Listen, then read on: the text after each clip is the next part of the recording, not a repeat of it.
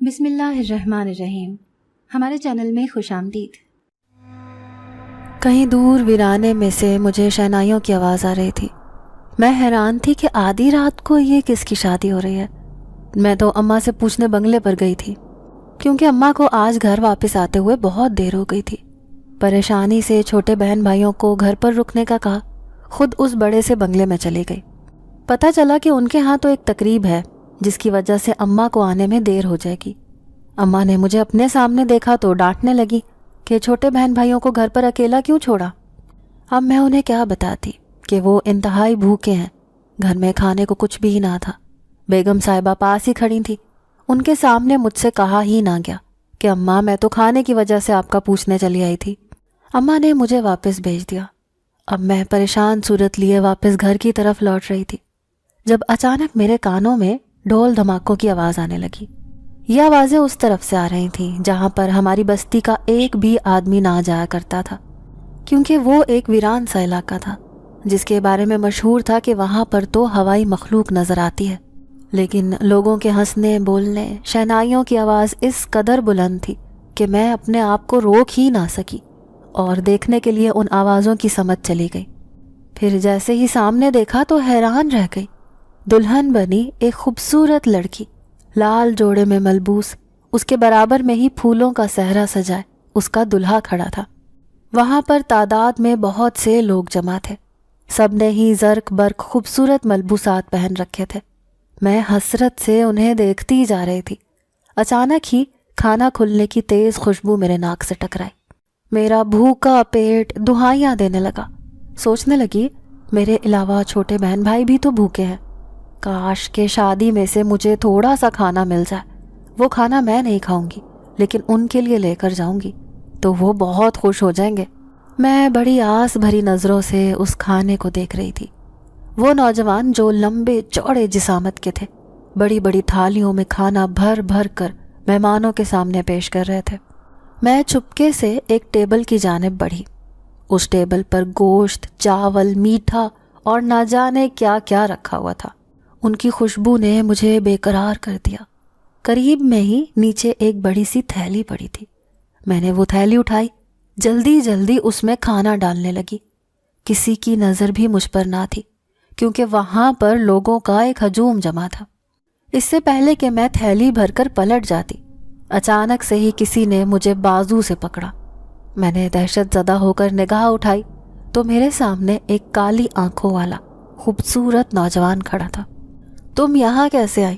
وہ غضبناک لہجے میں مجھے کہنے لگا. میں بری طرح تھر تھر کانپنے لگی. میں کھانا لینے آئی تھی، میں نے گھبرا کر اسے کہا. لیکن یہ شادی تو ہماری ہے، ہم کسی غیر کو یہاں آنے کی اجازت نہیں دے سکتے. چلو میں تمہیں سردار کے پاس لے کر چلتا ہوں. تم ایک چورنی ہو جو مفت میں کھانا لینے اس شادی میں گھسی چلی آئی. وہ مجھے بازو سے گھسیٹتے ہوئے نہ جانے کس کے پاس لے کر جا رہا تھا. میں پوری طرح رونے لگی. میرے آنسوؤں کو بڑی حیرانی سے دیکھ رہا تھا. نگاہ جما کر وہ کافی دیر تک مجھے دیکھتا رہا. پھر اچانک سے ہی اس نے میرا بازو چھوڑ دیا، اشارے سے مجھے جانے کے لیے کہہ دیا. میں ابھی تک بے یقینی کی کیفیت میں گرفتار تھی. میں نے شاپر اٹھائے، پلٹ کر شکر گزار نظروں سے اسے دیکھا. وہ ابھی تک کھڑا ہو کر مجھے ہی دیکھے جا رہا تھا. میں جلدی جلدی اس ویرانے سے دور ہوتی جا رہی تھی. اب میرا رخ گھر کی طرف تھا. میں جانتی تھی کہ آج چھوٹے بہن بھائیوں کے چہرے پر یہ کھانا دیکھ کر ضرور خوشی دوڑ آئے گی. میرا نام صنوبر ہے. میں ایک یتیم لڑکی تھی. ہم 6 بہن بھائی تھے. ہماری پرورش اماں نے کی تھی. اسکول میں بمشکل میں نے 5 جماعتیں پڑھی تھی کیونکہ اس کے بعد ابا کا انتقال ہوا تو گھر کے حالات بد سے بدتر ہوتے چلے گئے. گھر میں کھانے کے لالے پڑے تو اماں نے ہمت کی اور اس بستی سے دور جہاں پر امیر لوگ رہتے تھے، وہاں پر کوٹھیاں اور بنگلے کے مالک لوگ جو پیسے کے عوض اپنے ہاں عورتوں کو ملازمہ رکھ لیتے ہیں، اماں بھی وہاں کام ڈھونڈنے گئی تو ایک خدا ترس نیک عورت نے ان کے ساتھ اچھا برتاؤ کیا اور انہیں اپنے بنگلے پر کام کے لیے رکھ لیا. یوں دھیرے دھیرے ہماری زندگی کی گاڑی کسی نہ کسی طرح گھسٹنے لگی. لیکن بیچاری اماں کی خالی تنخواہ میں بھلا ہمارے گھر کا گزارا کہاں ہونے والا تھا. کبھی گھر میں ایک وقت کا کھانا ہوتا، کبھی ہوتا ہی نہ تھا۔ جیسے تیسے کر کے ہم بہن بھائی پل کر بڑے ہو ہی گئے تھے۔ میں گھر میں سب سے بڑی تھی، میری عمر ابھی 17 برس تھی۔ مجھ سے چھوٹے سارے بہن بھائی اکثر صبح کے وقت گلی میں بیٹھے ہوتے تو وہ اسکول آنے جانے والے بچوں کو بڑی حسرت بھری نظروں سے دیکھا کرتے تھے۔ کاش میں ان کے لیے کچھ کر سکتی۔ میری یہی سوچ مجھے اندر ہی اندر مار دیا کرتی تھی۔ کتنی بار اماں کی منتیں کی کہ مجھے کسی فیکٹری یا کسی بنگلے میں کام دلوا دو تاکہ میں بھی آپ کے ساتھ گھر کے اخراجات میں ہاتھ بٹا سکوں، لیکن اماں نے میری بات ماننے سے صاف انکار کر دیا۔ کہنے لگی اگر ہم دونوں روزانہ کام پر چلے جائیں گے تو پیچھے چھوٹے بہن بھائی بے آسرا ہو جائیں گے، ان کا خیال رکھنے والا پھر کوئی بھی نہ ہوگا، کیونکہ ایک مجبوری ہمیں اس گھر میں باندھ کر رکھتی تھی۔ کبھی کبھار بیگم صاحبہ اپنی اترن اماں کو دے دیا کرتی، جسے اماں اور میں پہن لیا کرتے، کیونکہ ہمارے قد کاٹھ ایک جیسے ہو گئے تھے۔ لیکن چھوٹے بہن بھائیوں کے لیے نہ تو سردیوں کے کپڑے بنتے نہ گرمیوں کے۔ یوں گھر کے حالات خراب ہوتے چلے جا رہے تھے۔ اب تو یہ حال ہو گیا تھا کہ کب اماں کی تنخواہ ملے اور کب گھر میں راشن آئے۔ آج بھی صبح سے مجھ سمیت کسی نے بھی منہ میں نوالا نہیں ڈالا تھا۔ جب رات کے 11 بجے تک اماں گھر نہ لوٹی تو میں پریشانی سے گھر میں تالا ڈال کر، بہن بھائی تو اندر ہی موجود تھے، انہیں کہنے لگی کہ میں ابھی لوٹ کر واپس آتی ہوں۔ تو چھوٹا بھائی کہنے لگا باجی کھانا لے کر آنا۔ وہ بھوک سے بری طرح بےتاب ہو رہا تھا۔ میرا دل کٹ کے رہ گیا۔ اماں نے جھٹکتے ہوئے مجھے وہاں سے واپس بھیج دیا، لیکن اس محفل میں وہ مہربان نوجوان جس نے مجھے ڈھیر سارا کھانا دے دیا، اس کھانے کو لے کر میں خوشی خوشی گھر لوٹ کر آنے لگی۔ سارے بہن بھائیوں نے خوب پیٹ بھر کر کھانا کھایا۔ پیٹ بھرا تو چہرے پر ایک خوشی بھی چھلکنے لگی۔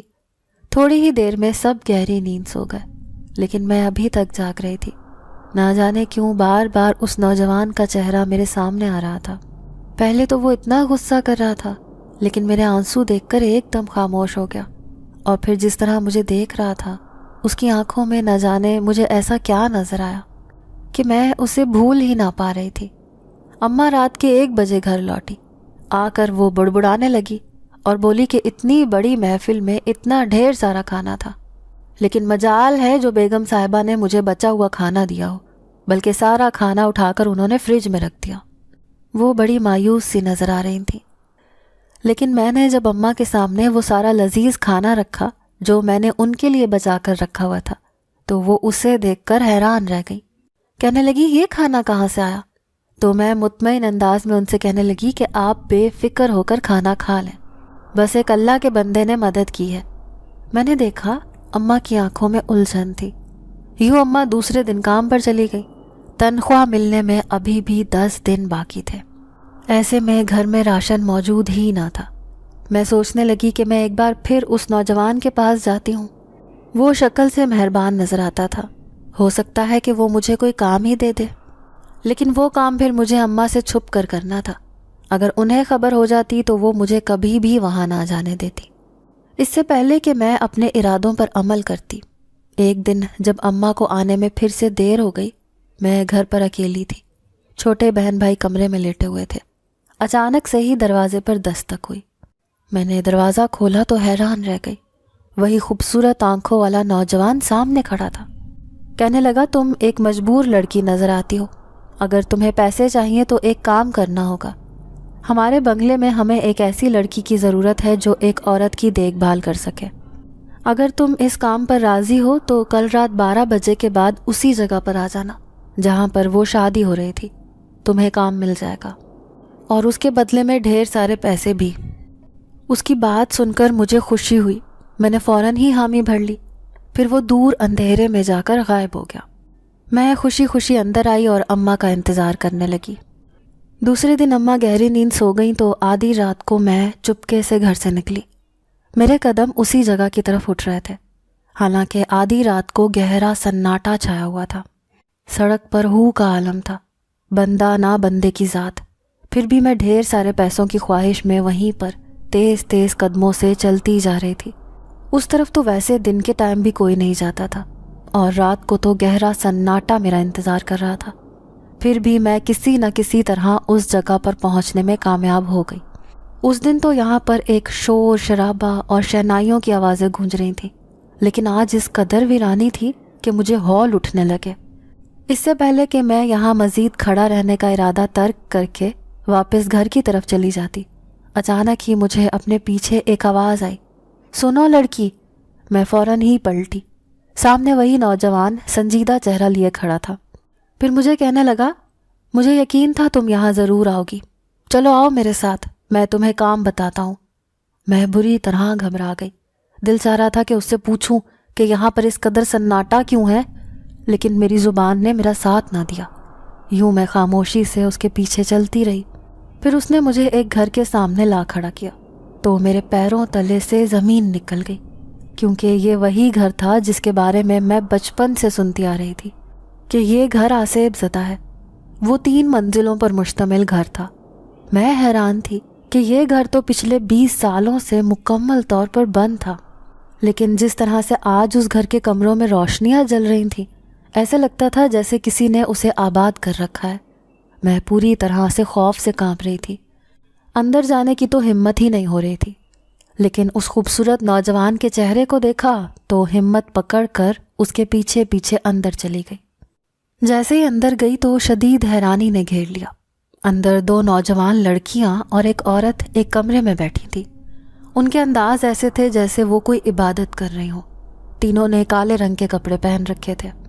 وہ مجھے سیڑھیوں سے لے جاتا ہوا دوسری منزل پر لے آیا۔ اس منزل پر بھی لوگ رہ رہے تھے۔ وہاں پر ایک بوڑھا اور بوڑھی آپس میں باتیں کر کر کے ہنس رہے تھے۔ میں سیڑھیاں چڑھ چڑھ کر بری طرح ہانپ رہی تھی۔ آخر کار اب وہ مجھے تیسری منزل پر لے آیا۔ میں نے دیکھا وہاں پر ایک کمرہ بنا تھا، لیکن اس کمرے کا دروازہ انتہائی بوسیدہ ہو رہا تھا۔ اس کمرے میں ایک بستر تھا جس پر ایک عورت لیٹی تھی۔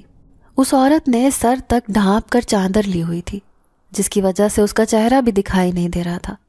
اچانک ہی تیز کھانسی کی آواز پر اس کا پورا وجود بری طرح ہلا تو میں خوف سے پیچھے ہوئی۔ تبھی اس کا چہرہ باہر آیا۔ وہ ایک عمر رسیدہ خوفناک چہرے والی عورت تھی۔ اس کے بال اس قدر ملکجے ہو رہے تھے، ایسے لگتا تھا جیسے سالوں سے اس میں کنگھی نہ کی گئی ہو۔ اچانک ہی اس عورت نے خوفناک آنکھوں سے مجھے دیکھا۔ میں نے دیکھا، مجھے دیکھتے ہی اس کے چہرے پر ناگواری تھی۔ پھر وہ نوجوان کہنے لگا، یہ عورت میری ماں ہے، آج سے تمہیں اس کی دیکھ بھال کرنی ہوگی۔ تم جانتی ہو کہ یہاں پر کس قدر گندگی ہے۔ اس گھر کی صاف ستھرائی اور روزانہ میری ماں کی خدمت تم پر فرض ہوگی۔ اس کے بدلے میں ہی میں تمہیں پیسے دوں گا۔ اب میں بری طرح پریشان ہو گئی۔ ایک تو اس گھر کی سب سے اوپری منزل پر اس کا گھر تھا، اوپر سے جس طرح سے یہ عورت مجھے دیکھ رہی تھی، ایسا لگتا تھا جیسے یہ یہاں میرے آنے سے خوش نہیں ہے۔ پھر بھی میں نے پیسوں کے لالچ میں اوپری دل سے اس نوجوان سے کہہ دیا کہ ٹھیک ہے، میں کل صبح سے آ کر ان کی دیکھ بھال شروع کر دوں گی۔ تو وہ نوجوان کہنے لگا، نہیں نہیں، تمہیں صبح نہیں آنا ہوگا، بلکہ تم رات کے 12 بجے کام شروع کرو گی۔ ہاں، لیکن صبح 7 بجے سے پہلے ہی تم یہاں سے بھلے واپس چلی جانا۔ اب میں خوفزدہ سی ہو گئی۔ آج کی رات ہی میں بڑی مشکل سے اس کے پیچھے پیچھے یہاں تک آئی تھی۔ ایسے میں روز رات کے 12 بجے کے بعد یہاں آنا مجھے عجیب پریشانی میں مبتلا کر رہا تھا، لیکن پھر بھی میں نے اسے کہہ دیا کہ ٹھیک ہے، جیسے آپ کی مرضی، میں یہ کام کرنے کے لیے تیار ہوں۔ اب وہ مجھے گھر تک چھوڑ کر چلا گیا۔ میں اس کی مہربانی پر حیران رہ گئی۔ چپکے سے اندر گئی تو اماں گہری نیند میں تھی۔ شکر ہے کہ انہوں نے مجھے نہیں دیکھا تھا۔ سوچنے لگی کہ اماں کو بتاؤں یا نہیں۔ انہوں نے تو فٹ سے انکار ہی کر دینا ہے، کیونکہ وہ پہلے ہی اس بات پر راضی نہیں ہوتی تھی کہ میں چھوٹے بہن بھائیوں کو چھوڑ کر کہیں کام پر جاؤں۔ پھر میں نے فیصلہ کیا کہ اگر رات کو 12 بجے ہی جانا ہوگا تو روزانہ میں چپکے سے گھر سے نکل کر اس کام پر جا سکتی ہوں۔ اماں تو ویسے بھی صبح فجر میں ہی اٹھتی ہیں اور ان کے اٹھنے سے پہلے گھر واپس لوٹ آؤں گی۔ اب میں سہانے خواب آنکھوں میں سے جانے لگی۔ سوچا کہ جب میری پہلی تنخواہ ملے گی تو اماں کے ہاتھ پر رکھ دوں گی، وہ تنخواہ پا کر بہت خوش ہوں گی۔ پھر انہیں بتاؤں گی کہ میں ایک جگہ پر رات کو کام کرنے لگی ہوں۔ یہی سوچتے سوچتے کب میں گہری نیند میں چلی گئی مجھے پتہ ہی نہ چلا۔ دوسری رات اماں 11 بجے بنگلے سے لوٹی۔ مایوسی سے کہنے لگی کہ آج پھر بیگم صاحبہ نے تنخواہ نہیں دی، حالانکہ میں نے کہا تھا کہ تھوڑے سے پیسے ایڈوانس دے دو، میری تنخواہ میں سے کاٹ لینا۔ تو کہنے لگی کہ مہینہ پورا ہونے دو پھر ہی تنخواہ ملے گی۔ بڑے لوگوں کو تو مجبوریوں کا کوئی احساس ہی نہیں ہوتا۔ میں ان کی بات پر خاموش تھی۔ بیچاری نے ابا کے جانے کے بعد جس طرح سے ہم بہن بھائیوں کو پالا تھا، مجھے اس بات کا احساس تھا۔ اب میں جلدی جلدی ان کے سونے کا انتظار کر رہی تھی۔ پیاز سے روٹی کھا کر انہوں نے خدا کا شکر ادا کیا اور بستر پر جا لیٹی۔ وہ مسلسل مجھے بھی سونے کا کہہ رہی تھی۔ میں بھی ان کے برابر میں نیچے پڑے ہوئے بستر پر لیٹ گئی۔ ایک کمرے کا چھوٹا سا ہی تو گھر تھا۔ شکر تھا کہ یہ گھر کرائے کا نہیں تھا، ورنہ تو ہمارا جینا اور بھی مشکل ہو جاتا۔ تھوڑی ہی دیر میں اماں کے خراٹے پورے کمرے میں گونجنے لگے۔ اب مجھے ان کے سونے کا پکا یقین ہو گیا تھا۔ سارے چھوٹے بہن بھائی بھی گہری نیند سوئے ہوئے تھے۔ میں نے اپنی کالی چادر اوڑھی، چپکے سے گھر سے نکل آئی۔ جلدی جلدی تیز قدموں سے چلتے ہوئے میں گلی سے باہر آ گئی۔ شکر تھا کہ کسی نے بھی مجھے یوں باہر آتے ہوئے نہیں دیکھا تھا۔ اب میرا رخ اسی ویرانے کی طرف تھا جہاں پر وہ 3 منزلہ گھر بنا ہوا تھا۔ میں سوچنے لگی کہ میرے اندر اتنی ہمت کہاں سے آ گئی۔ شاید میری غربت اور مجبوریوں نے ہی مجھے مجبور کر دیا تھا کہ میں اپنے گھر کے لیے کچھ کر سکوں۔ اسی نے مجھے سارا خوف بھلا دیا تھا۔ پھر ابھی میں نے ویرانے میں قدم رکھا ہی تھا کہ اچانک مجھے اپنے پیچھے قدموں کی چاپ سنائی دی۔ جیسے ہی پلٹی تو حیران رہ گئی۔ وہ چھپکے میرے پیچھے آ رہا تھا۔ میں سوچنے لگی کہ اسے بھلا میرے آنے کی خبر کیسے ہوئی۔ اب وہ میرے ساتھ ساتھ چلنے لگا۔ میں جھجک گئی۔ اس کے پیچھے پیچھے چلتے ہوئے میں اپنے آپ کو محفوظ تصور کر رہی تھی۔ جیسے ہی پہلی منزل پر آئی تو وہ نوجوان لڑکیاں مجھے دیکھ کر خواہ مخواہ کہہ لگانے لگی۔ میں حیران تھی کہ یہ مجھے دیکھ کر کیوں ہنس رہی ہیں۔ دیکھا تو نوجوان کی آنکھوں میں غصہ تھا۔ میں تیز تیز سیڑھیاں چڑھنے لگی، پھر سب سے اوپری منزل پر جا پہنچی۔ وہاں پر لحاف اوڑھے وہی عجیب و غریب عورت سوئی پڑی تھی۔ پھر میں اس گھر کی صفائی کرنے لگی۔ کمرے میں ایسی چیزیں موجود تھیں، ایسے لگتا تھا جیسے یہ بہت پرانی ہو۔ ٹوٹا پھوٹا ایک صندوق بھی پڑا تھا۔ الماری میں موجود کپڑے ایسا لگتا تھا جیسے کبھی کسی نے انہیں چھوا ہی نہ ہو۔ میں صفائی کرنے لگی تو گھر میں شور ہونے لگا۔ اچانک ہی لحاف میں دبکی وہ عورت چیخنے لگی، کون ہے یہاں جو مجھے تنگ کر رہا ہے؟ میں بری طرح گھبرا گئی۔ کہنے لگی کہ میں یہاں صفائی کر رہی ہوں۔ وہ عورت خون خوار نگاہوں سے مجھے دیکھ رہی تھی۔ یہاں آؤ، میرے سر میں تیل لگاؤ، وہ مجھے حکم دیتے ہوئے کہنے لگی۔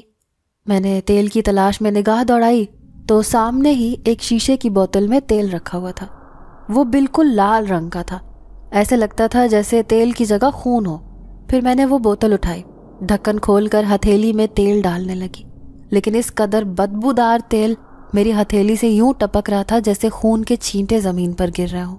میں خوف سے بری طرح کانپنے لگی۔ بوتل اٹھا کر دور پٹکی تو کانچ کی بوتل نے وہ سارا لال رنگ کا تیل زمین پر پھینک دیا۔ اس تیز آواز پر تو وہ عورت بری طرح سے بپھر گئی۔ اچانک ہی سیڑھیوں سے دوڑتے ہوئے سارے لوگ اس کمرے میں جمع ہو گئے۔ ان کے بیچ میں کسی مجرم کی طرح کھڑی تھی، ایسے جیسے مجھ سے کوئی جرم ہو گیا ہو۔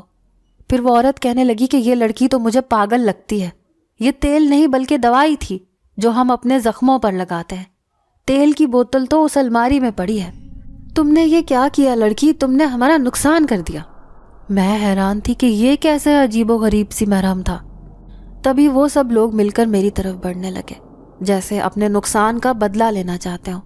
اچانک ہی دروازے سے کوئی اندر آیا۔ یہ وہی نوجوان تھا جس کے ایک حکم پر وہ سارے لوگ پیچھے ہٹ گئے۔ وہ ان سب سے کہنے لگا کہ یہ لڑکی ان سب باتوں سے انجان ہے، تم اچھی طرح سے جانتے ہو کہ یہ ہمارے جیسی نہیں ہے، اسی لیے اس سے اپنا کام کرنے دو۔ اس کے کہنے پر وہ سب نیچے دوڑتے ہوئے چلے گئے۔ پھر وہ اپنی ماں سے کہنے لگا، میں اسے تمہارا علاج کروانے کے لیے لے کر آیا ہوں، یہ تمہاری خدمت کرے گی تو تم جلد ٹھیک ہو جاؤ گی۔ اب وہ بڑھیا خاموش بیٹھی تھی۔ وہ نوجوان جس قدر خوبصورت تھا، وہ بڑھیا اس قدر ہی خوفناک اور بدصورت تھی۔ میں حیران تھی کہ یہ نوجوان اس بڑھیا سے اس قدر لگاؤ کیوں رکھتا ہے۔ وہ دونوں ماں بیٹے تو کہیں سے بھی نہیں لگتے تھے۔ یوں ہر رات 12 بجے کے بعد میں اسی بلڈنگ میں کام کاج کرنے جاتی، اس بڑھیا کی خدمت کرتی۔ مجھ سے وہاں کوئی نہ کوئی غلطی ہو جاتی تو وہ بری طرح چیخنا چلانا شروع کر دیتی۔ وہ ابھی تک ویسی کی ویسی ہی تھی، عجیب نفسیاتی اور پاگل سی محسوس ہوتی تھی۔ پھر ایک دن میں اس کی حرکتوں سے گھبرا کر اس نوجوان سے پوچھ بیٹھی کہ آخر وہ یہ سب کیوں کرتی ہیں؟ تو وہ کہنے لگا کہ پہلے میری ماں بالکل ٹھیک تھی، لیکن اچانک ہمارا بہت بڑا نقصان ہوا تو اس کی حالت ایسی ہو گئی۔ ویسے بھی میں سوچ رہا ہوں کہ اسے کسی عامل کے پاس لے کر جاؤں تاکہ وہ اس کا علاج کر سکے۔ کیا تم کسی عامل کو جانتی ہو؟ میں بری طرح گھبرا گئی، پھر اسے کہنے لگی کہ میں جانتی تو نہیں ہوں لیکن معلومات کر کے تمہیں ضرور بتا دوں گی۔ میں نے دیکھا کہ اس کے چہرے پر ایک مسکراہٹ تھی۔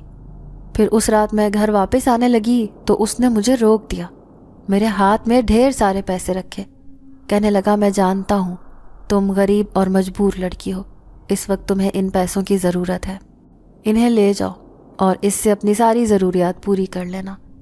مجھے اس سے اتنے مہربان رویے کی توقع نہ تھی۔ میں خوشی خوشی وہ پیسے لے کر گھر لوٹ آئی۔ جب میں نے اتنے ڈھیر سارے پیسے اماں کے ہاتھ پر رکھے تو وہ حیران رہ گئیں۔ ابھی ان کی تنخواہ ملنے میں 2 دن باقی تھے۔ پھر جب انہوں نے مجھ سے پوچھا کہ یہ پیسے کہاں سے آئے تو میں نے انہیں ساری بات بتا دی۔ میں نے دیکھا ان کے چہرے پر خوشی کے بجائے پریشانی تھی۔ پھر وہ کہنے لگی کہ آج کے بعد تم اس بلڈنگ میں نہیں جاؤ گی۔ میں ان کی بات پر بری طرح پریشان ہو گئی۔ کہنے لگی اماں میں ان سے یہ سارے پیسے ایڈوانس میں لے چکی ہوں، ابھی مجھے کام کرتے ہوئے ہفتہ ہوا ہے، یہ اس نے مجھے مہینے کے پیسے دیے ہیں، اب مجھے لازمی کام پر جانا ہوگا۔ تو اماں کہنے لگیں تم بات کو کیوں نہیں سمجھ رہی ہو، وہ بلڈنگ سالوں سے آسیب زدہ ہے، وہاں پر کوئی نہیں رہتا، پھر تمہیں آدھی رات کو لے جانے والا وہ نوجوان کون ہے اور یوں کیسے اس پر بھروسہ کر سکتی ہو؟ تو میں انہیں تسلی دیتے ہوئے کہنے لگی کہ اماں آپ فکر نہ کریں، وہ لڑکا بہت اچھا ہے، جب سے اس نے مجھے کھانا دیا تھا تب سے ہی وہ میری مجبوری سمجھ گیا تھا، تبھی تو اتنی مہربانی کر رہا ہے۔ میں ضدی ہو گئی، اب میں اماں کی کوئی بات نہیں ماننا چاہتی تھی۔ ہاں لیکن چپکے چپکے میں پڑوس والی خالہ سے کسی عامل کے بارے میں معلومات کرنے لگی، کیونکہ اسے اپنی ماں کے علاج کے لیے کسی عامل کی ضرورت تھی۔ پھر پڑوس والی خالہ کہنے لگی کہ اپنی بستی میں تو عامل نہیں رہتا، ہاں لیکن پاس میں ہی ایک جنگل میں عامل کا آستانہ ہے، وہاں پر اس بستی اور شہر کے سارے ہی لوگ دم درود کروانے جاتے ہیں۔ پھر ایک دن پڑوس والی خالہ کے ساتھ میں بھی اس عامل کو دیکھ کر آ گئی۔ اب میں نے اس کا ٹھکانہ دیکھ لیا تھا، اسی لیے جب دوسری رات میں کام پر گئی تو میں نے اس نوجوان سے کہہ دیا کہ اس بستی سے دور ایک جنگل میں وہ عامل رہتا ہے جو تمہاری ماں کا علاج کر سکتا ہے۔ میں نے دیکھا اس کے چہرے پر خوشی تھی۔ پھر وہ کہنے لگا تم نے میرا بوجھ ہلکا کر دیا، اب میری ماں بالکل ٹھیک ہو جائے گی، لیکن اس کام کے لیے بھی مجھے تمہاری مدد کی ضرورت ہے۔ میں اپنی ماں کو خود سے نہیں لے کر جا سکتا، میری ایک مجبوری ہے، کیا تم اس سلسلے میں میری مدد کر سکتی ہو؟ اس کام کے میں تمہیں بہت سے پیسے دوں گا۔ ایک بار پھر سے میں پیسوں کے لالچ میں آ گئی اور میں نے حامی بھر لی۔ پھر میں کہنے لگی ٹھیک ہے، لیکن تمہاری ماں بہت غصے والی ہے، کیا وہ میرے ساتھ جانے پر راضی ہو جائے گی؟ کہنے لگا کیوں نہیں، عامل کا سن کر وہ کبھی بھی انکار نہیں کریں گی۔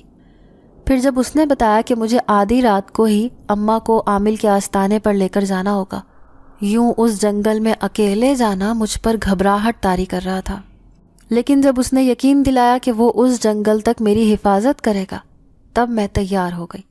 پھر دوسری رات جب میں اس کی ماں کو اسی عامل کے پاس لے کر جا رہی تھی تو قدموں کی آہٹ میں اپنے پیچھے سننے لگی۔ پلٹ کر دیکھتی تو وہاں کوئی بھی نہ ہوتا، لیکن جیسے ہی چلنا شروع کرتی تو ایسے لگتا کوئی میرے پیچھے پیچھے آ رہا ہے۔ یہ سب میرے لیے بہت عجیب تھا۔ پھر جیسے ہی میں اس عامل کے آستانے پر پہنچی تو حیران رہ گئی، کیونکہ دن کی طرح وہاں رات کو بھی رش لگا ہوا تھا۔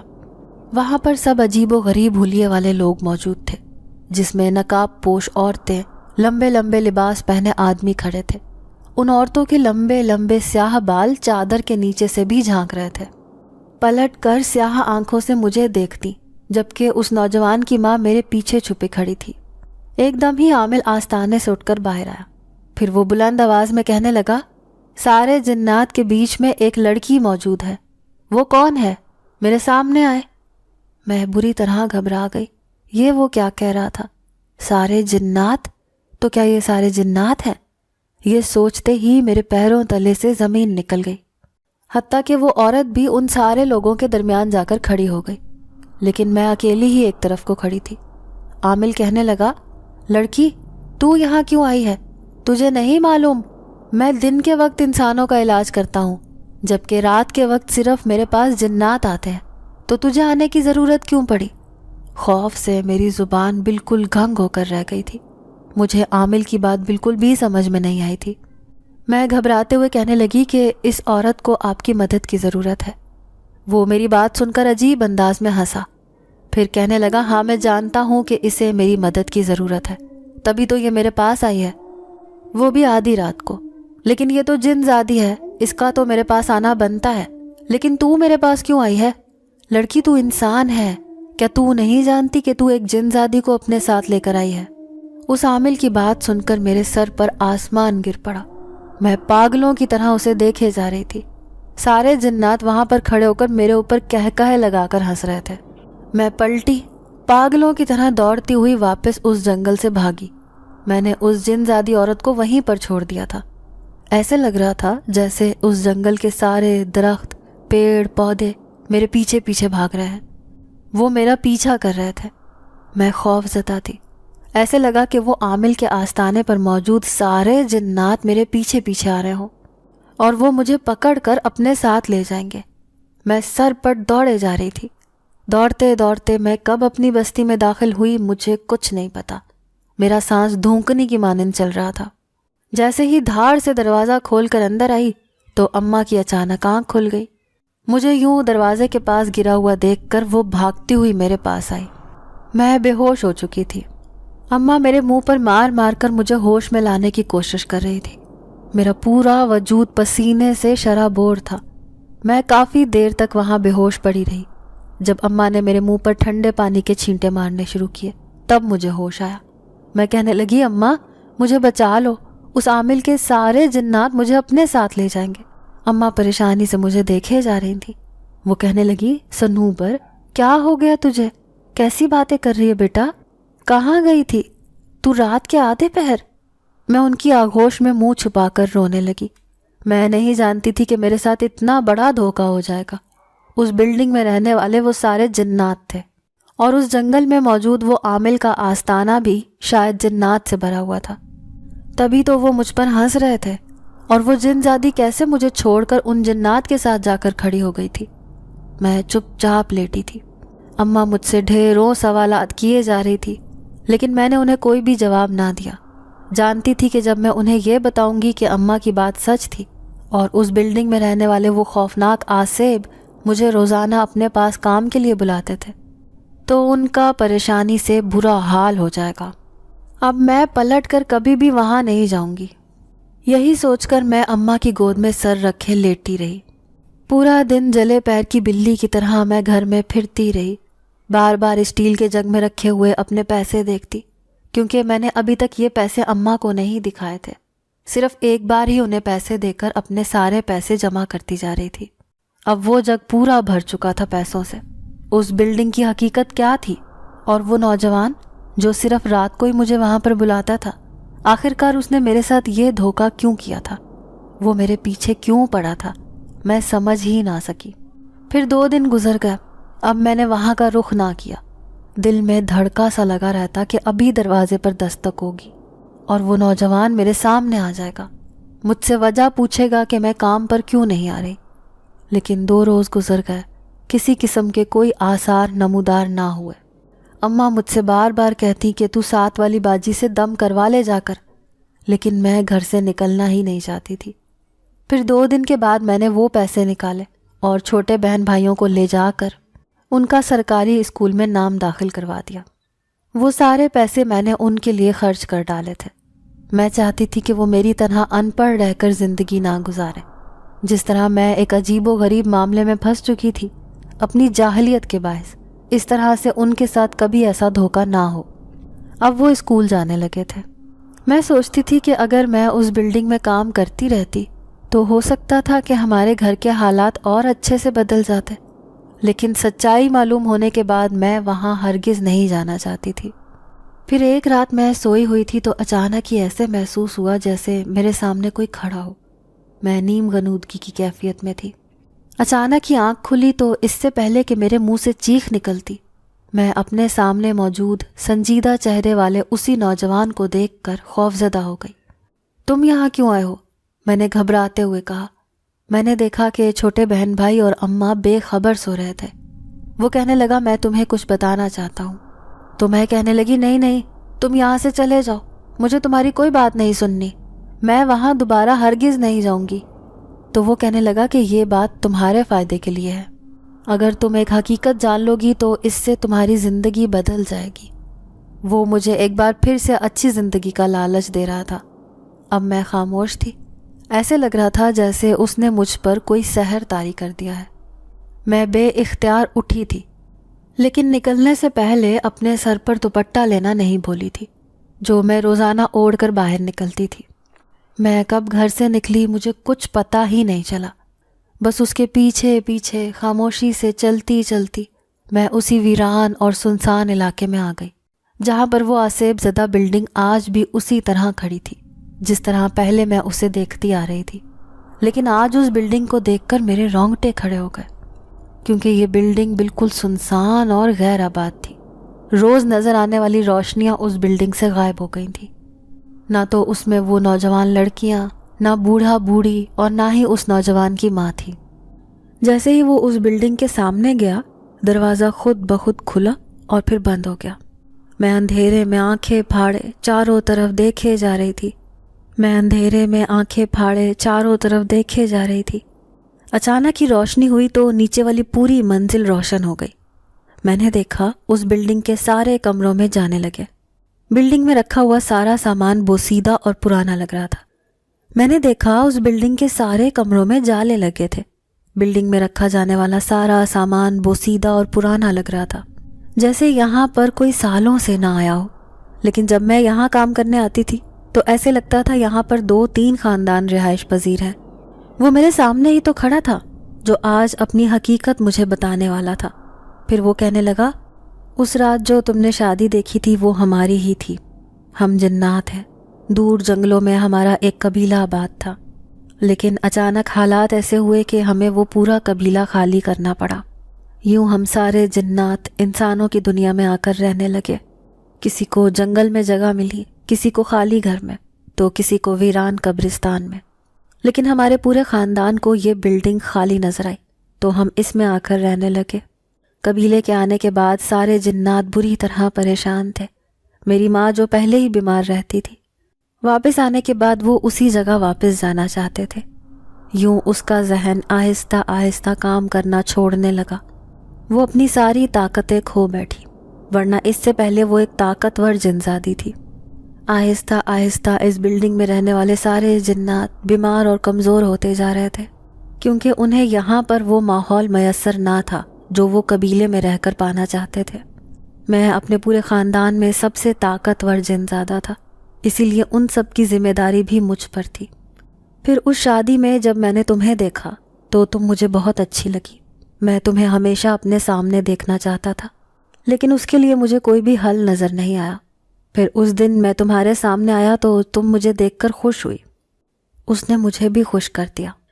یوں دل کے ہاتھوں مجبور ہو کر میں تمہیں روزانہ اس بلڈنگ میں بلانے لگا۔ میرے خاندان والے مجھ پر ہنستے کہ میں ایک آدم زادی سے دل لگا بیٹھا ہوں، لیکن مجھے تم بہت اچھی لگتی تھی۔ وہ عامل جس کے پاس روزانہ رات کو ہمارے سارے جنات جاتے تھے، میں اس عامل کے پاس نہیں جانا چاہتا تھا، کیونکہ علاج کرنے کے بہانے وہ جنات کی آدھی طاقت اپنے جسم میں داخل کر لیتا تھا۔ اسی لیے، لیکن اپنی ماں کا علاج کروانا ضروری تھا، تبھی تو میں نے تمہارے ذریعے انہیں وہاں بھیجنا مناسب سمجھا۔ میں جانتا تھا کہ جب تمہیں سچائی معلوم ہوگی تو تم کبھی بھی میری شکل بھی نہیں دیکھنا چاہو گی، کیونکہ میں ایک جن زادہ ہوں۔ ہمارے سارے جنات اب ایک جگہ ہی رہتے ہیں، وہ پرانے جنگل میں چلے گئے ہیں، لیکن ابھی بھی میں اس بلڈنگ میں تمہارا انتظار کرتا رہتا کہ شاید تم پلٹ کر دوبارہ یہاں پر آ جاؤ، لیکن جب تم کئی دن تک نہ آئی تو مجبوراً مجھے ہی تمہارے پاس آنا پڑا۔ یقین دلاتا ہوں کہ میری ذات سے تمہیں کوئی نقصان نہیں ہوگا۔ میں ایک نیک جنات ہوں، نہ تو جنات اور نہ ہی انسانوں کو تکلیف پہنچانا پسند کرتا ہوں۔ میں اپنی طاقتوں کا غیر ضروری استعمال بھی نہیں کرتا، لیکن میں تمہاری مدد کرنا چاہتا ہوں، کیونکہ تم ایک بہت اچھی لڑکی ہو جو صرف اپنے لیے نہیں جیتی، بلکہ تم نے پوری زندگی اپنی والدہ اور بہن بھائیوں کے نام کر رکھی ہے۔ آج بھی اس کا لہجہ اتنا ہی مہربان تھا۔ میں جو دیوار کے ساتھ چپک کر کھڑی تھی، حیرت سے اسے دیکھے جا رہی تھی۔ پھر وہ کہنے لگا کہ جیسے ہی سردار کا پیغام آئے گا، जंगल में रहने वाले सारे जिन्नात वापस कबीले में चले जाएंगे। फिर वो कहने लगा कि जैसे ही सरदार का पैगाम आएगा, जंगल में रहने वाले सारे जिन्नात वापस कबीले में चले जाएंगे। एक दिन मैं भी अपने कबीले में वापस लौट जाऊंगा, लेकिन जाने से पहले मैं तुम्हारी ज़िंदगी बदलना चाहता हूँ। इसीलिए एक ऐसा राज मैं जानता हूँ जिस राज की इंसानों को खबर नहीं। कैसा राज? मैं घबराते हुए उससे कहने लगी। तो वो मुस्कुराया, फिर कहा कि ये बिल्डिंग जो तुम देख रही हो, ये बिल्डिंग जंगल के पास होने की वजह से बहुत ज़्यादा गैर आबाद रही है। यूं तो यहाँ पर कोई भी हम जैसी मखलूक आबाद ना थी, लेकिन लोगों ने इस बिल्डिंग के बारे में न जाने क्या क्या अफवाहें फैला दी। यूं ऐसी बातों का फ़ायदा उठाकर कई शैतानी मखलूक ने इस बिल्डिंग में बसेरा कर लिया जब ये खाली होती थी। फिर यहाँ इंसान आकर रहने लगे तो वो मखलूक उन्हें इस कदर डराती कि वो रातों रात इस बिल्डिंग को खाली कर दिया करते थे। ऐसा ही एक घराना यहाँ आकर आबाद हुआ जिनके पास दौलत की कोई कमी ना थी। उन्हें इस बात की खबर नहीं थी कि बिल्डिंग आसेब ज़दा है, लेकिन जैसे ही रात को उनके साथ अजीबो गरीब मामलात पेश आए तो वो रातों रात इस घर को छोड़कर जाने पर मजबूर हो गए। लेकिन उनसे एक बहुत बड़ी गलती हो गई। वो अपनी अलमारी में रखे हुए सोने के कीमती जेवरात यहीं पर छोड़ गए थे। जब हम सब इस बिल्डिंग में आकर रहने लगे तभी मेरी नज़र उन जेवरात पर पड़ी, तो मैंने उन्हें एक खुफिया जगह पर छुपा दिया। मैं उन्हें किसी ऐसे इंसान के हवाले करना चाहता था जिसे वाकई उनकी ज़रूरत हो। यहाँ आने के बाद मेरा कई इंसानों से वास्ता पड़ा। हर इंसान की आंखों में मुझे लालच और हविस नज़र आई, जिसकी वजह से मेरा दिल मुतमईन ना होता कि मैं ये जेवरात उनके हवाले कर दूं। लेकिन मैंने तुम जैसी मासूम लड़की को देखा जिसका दिल सारी बुराइयों से पाक था, जो ना सिर्फ अपने लिए बल्कि अपने घर वालों के लिए कुछ करना चाहती थी। भले ही आधी रात को उसको काम पर जाना पड़ता, लेकिन वो मेहनत करके 4 पैसे कमा के अपनी ज़िंदगी बदलने का ख्वाब रखती थी। इसीलिए आज मैं तुम्हें वो राज बताने वाला हूँ कि वो कीमती जेवरात जो सालों से मेरे पास मौजूद हैं वो कहाँ पर रखे हैं। अचानक ही उसने मुझे अपने पीछे आने को कहा। अब वो सीढ़ियाँ चढ़ता हुआ ऊपर की तरफ जा रहा था। ज़मीन पर पड़ने वाला उसका साया लंबा होता गया। मैं दहशत ज़दा थी क्योंकि पूरी बिल्डिंग में खौफनाक अंधेरा छाया हुआ था। मैं उसके पीछे ऐसे चल रही थी जैसे मैं ही उसका साया हूँ। वो बिल आखिर तीसरी मंजिल पर पहुँच गया, जहाँ पर इस घर की सफाई मैं रोज़ाना किया करती थी। मैंने देखा वहाँ पर वैसे ही बिस्तर बिछा हुआ था जिस पर उसकी माँ रोज़ाना सोया करती थी। लेकिन अचानक ही उसने एक बंद कमरे का ताला खोला तो मैं हैरान रह गई। उस कमरे में साजो सामान रखा था, लेकिन उसके कोने में एक छोटा सा संदूक मौजूद था। वो संदूक भी बज़ाहिर पुराना लग रहा था, लेकिन अचानक से ही उस जिनज़ादे ने उस संदूक की तरफ इशारा किया। कहने लगा, आज से वो तुम्हारा है, तुम इसे घर जाकर ही खोलोगी। मैं घबरा कर कहने लगी कि लेकिन ये संदूक मैं यहाँ से लेकर कैसे जाऊँगी? कहीं बाहर मुझे कोई देख ना ले। तुम नहीं जानते कि इंसान किस कदर लालची होते हैं, वो ज़रूर इस संदूक की खोज में लग जाएंगे। वो कहने लगा कि ठीक है, अगर ऐसी बात है तो तुम अभी अपने घर जाओ, लेकिन कल आधी रात को मैं ये संदूक खुद तुम्हारी दहलीज पर छोड़कर जाऊंगा। अब वो मुझे घर तक छोड़कर चला गया। पूरा दिन मैं अजीब से शशोपंज में गिरफ्तार रही। यकीन ही नहीं आ रहा था कि मेरी किस्मत बदलने वाली है। अम्मा उस दिन बंगले से लौटी तो इंतहाई थकी हुई लग रही थी। मैं बुरी तरह घबरा गई। काम की वजह से उन्होंने हर चीज़ को पीछे छोड़ दिया था, हत्ता कि अपनी सेहत को भी। फिर मैंने अम्मा से कहा कि अम्मा, आज के बाद आप कभी काम पर नहीं जाओगी। वो बेचारगी से मुस्कुरा दी। फिर कहने लगी कि अगर काम पर नहीं जाएंगे तो खाएंगे कैसे? मैंने कहा, अम्मा, अल्लाह मदद करने वाला है, आप देखना कैसे हमारे हालात बदलते हैं। फिर दूसरे दिन मुझे यकीन ना आया जब आधी रात को अचानक घर में कोई दाखिल हुआ। उसका साया ज़मीन पर दिखाई दे रहा था, लेकिन वो खुद ना जाने कहाँ छुपा था। फिर उसने मेरे कान में सरगोशी की। कहने लगा, वो बॉक्स तुम्हारे कमरे में मौजूद है। ज़िंदगी में कभी भी तुम्हें मेरी ज़रूरत पड़े तो आंखें बंद करके याद कर लेना। तुम बहुत अच्छी लड़की हो, मैं तुम्हें कभी भुला नहीं पाऊँगा। अब वो मेरे सामने मौजूद था। फिर मैं उसे कहने लगी कि वो एक नेक जिनज़ादा है, उसने मेरी बहुत मदद की है। वो ये सुनकर मुस्कुरा दिया। फिर पूरी इसरार लहजे में कहने लगा कि आज रात हम सब अपने कबीले में वापस लौट कर जा रहे हैं। फिर अचानक मेरे सामने से गायब हो गया। फिर उस रात मैंने वो संदूक खोल कर देखा। सालों से रखा हुआ वो ख़जाना तो उसमें मौजूद था, جس کی حفاظت اس جن زادے نے کی تھی۔ میں نہیں جانتی تھی کہ وہ خزانہ میرے نصیب کا ہے۔ دوسری صبح جب میں نے وہ صندوق اماں کے سامنے رکھا تو وہ حیران رہ گئی۔ پھر سارے چھوٹے بہن بھائی حیرت اور خوشی سے رونے لگے۔ اماں کی آنکھوں میں بھی آنسو تھے۔ پھر جب میں نے انہیں وہ ساری کہانی سنائی کہ کس طرح اس رات نظر آنے والی وہ مخلوق جنات تھی جس کی وجہ سے ہماری قسمت بدلی ہے، وہ جن زادہ تھا جو مجھے اس بلڈنگ میں لے کر گیا تھا جہاں پر اس کا پورا خاندان رہتا تھا۔ اماں شدید حیرت سے دوچار تھی۔ کہنے لگی یقین نہیں آتا کہ حقیقت میں ایسا ہو سکتا ہے۔ آج تک تو صرف اس مخلوق کے بارے میں سنا تھا اور تم تو اسے دیکھ بھی چکی ہو، لیکن مجھے معلوم ہے کہ وہ کسی کے سامنے ہی خود کو ظاہر کرتے ہیں۔ تم وہ خوش نصیب ہو کہ جنات نے تم پر مہربانی کی جس کی وجہ سے آج ہمارے حالات بدل گئے۔ پھر دوسرے دن اماں کام پر نہ گئی۔ ہم نے اس چھوٹے سے گھر کو بیچ ڈالا، بڑی سی کالونی میں اپنا گھر خرید لیا۔ اب چھوٹے بہن بھائی شہر کے اچھے اسکول میں تعلیم حاصل کر رہے تھے۔ اماں کسی ملکہ کی طرح گھر میں رہتی تھی اور میں نے بھی اپنا کاروبار شروع کر لیا تھا۔ میں نے اپنے علاقے میں ایک اسکول بنوایا تھا جس میں یوں تو امیر لوگوں کے بچے پڑھتے تھے، لیکن علاقے کے غریب لوگوں کے لیے بھی اس میں مفت تعلیم تھی۔ میں نہیں چاہتی تھی کہ میرے چھوٹے بہن بھائیوں کی طرح کوئی غریب کا بچہ ایسی حسرت بھری زندگی گزارے۔ آج کئی سال گزر گئے ہیں، لیکن جب کبھی میں اپنی کار میں اس بلڈنگ کے سامنے سے گزرتی ہوں تو بے اختیار میرا دل چاہتا ہے کہ ایک بار میں جا کر دیکھوں تو صحیح کہ وہ جن زادہ آج بھی یہاں پر موجود ہے یا اس بلڈنگ کو چھوڑ کر چلا گیا ہے۔ لیکن ایک رات جنگل سے گزرتے ہوئے اچانک گاڑی خراب ہوئی تو میں پریشان سی ہو گئی۔ اکیلی تھی اسی لیے گھبرانے لگی۔ تبھی دور سے چلتا ہوا ایک نوجوان گاڑی کے پاس آیا، میری گاڑی ٹھیک کرنے لگا۔ پھر میرے پوچھنے پر اس نے کہا کہ وہ ایک مکینک ہے۔ پھر تھوڑی ہی دیر بعد گاڑی ٹھیک ہو گئی۔ میں نے اس کا شکریہ ادا کیا تو وہ کچھ کہے بنا ہی آگے چلا گیا۔